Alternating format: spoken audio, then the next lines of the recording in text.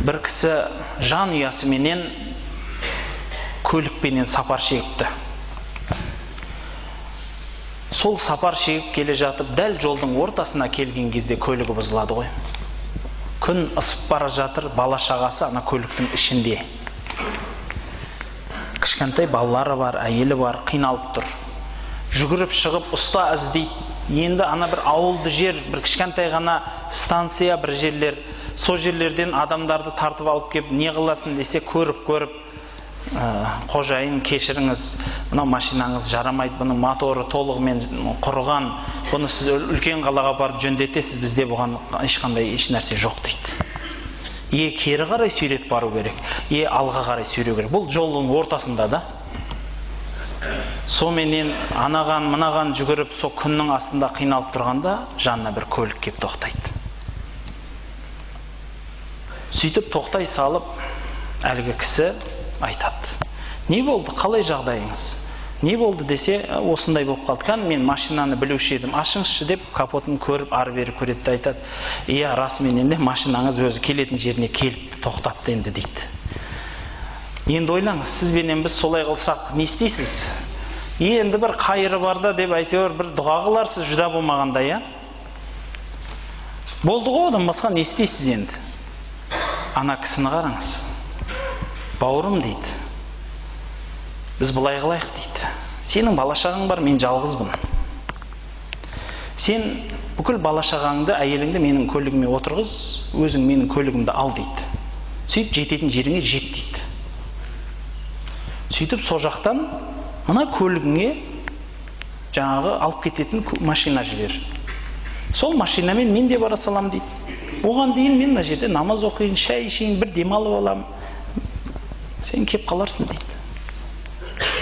Қарасаңшы, танымайтын адам. Сосын ана кісі қорқып кетеді. Сен мені танымайсың, мен сені танымаймын. Мынау көлігіңді беріп тұрсың, бұл қалай десе, менің көлігім сенде. Сенің көлігің менде тұрған мынау. Сонан кейін жарайды дейді. Сөйтіп бала шағасын ана кісінің көлігіне отырғызып, соның көлігіменен баратын жеріне барып, машина жөнетеді бері қарай. Сонымен бұл кісі машина түннің бір ортасында келеді, бұны артады, үйтеді, бүйтеді, сонымен ертеңіне түске барады ғой, анау баратын жеріне, арғы қалаға. Сөйтіп барғаннан кейін рахмет деп анау кісінің көлігін беріп, енді жаңағыдегі телефон алмасып қалады да. Жаңағыдегі мен саған не істейін, ақша берейін ба, басқа берейін ба, ой, қойшы сен де, бәріміз бауырымыз ғой деп кетіп қалады анау кісі. Көлігін мінетті. Бірақ телефонын алып қалады.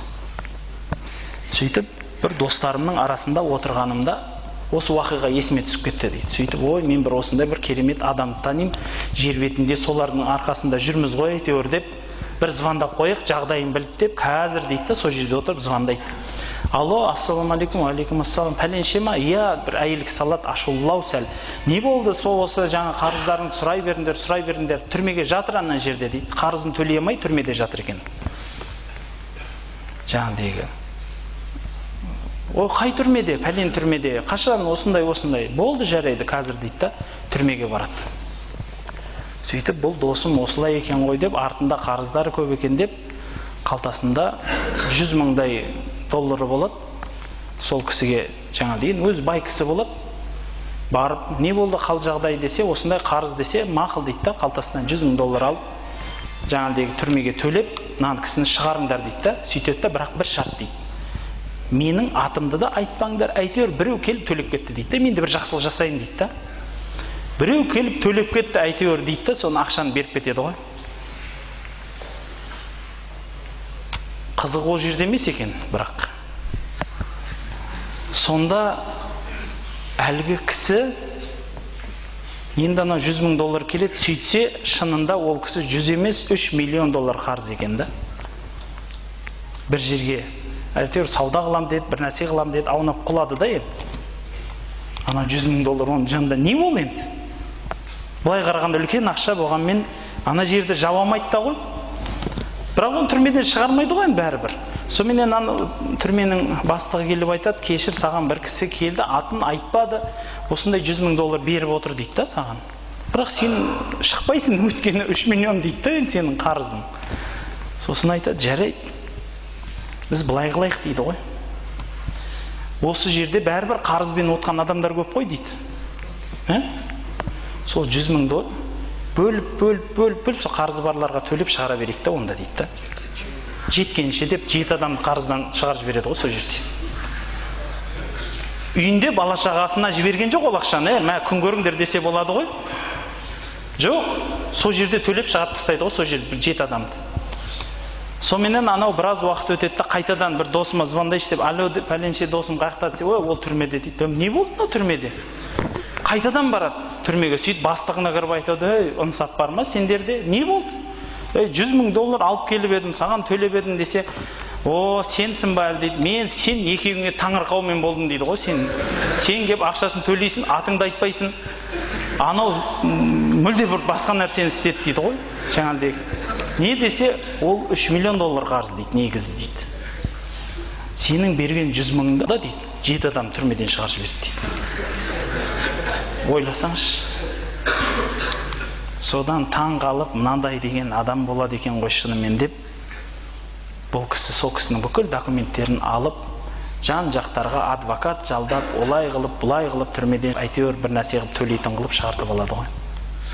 Жүгіріп жүріп. Бұл өмірде болған уақиға дейді. Адамдар бір-біріне жақсылық жасауды ұмытпаса екен. Көршісінің жағдайын сұрауды ұмытпаса екен. Бауырлар, дүние қолдың кірі. Бірде келеді, бірде болмайды. Бірақ сол қолдың кірі үшін арын да, барын да сатып жүрген көп бауырларымыз бар. Естерін жинаса екен сол кісілер. Тәубесіне келсе екен.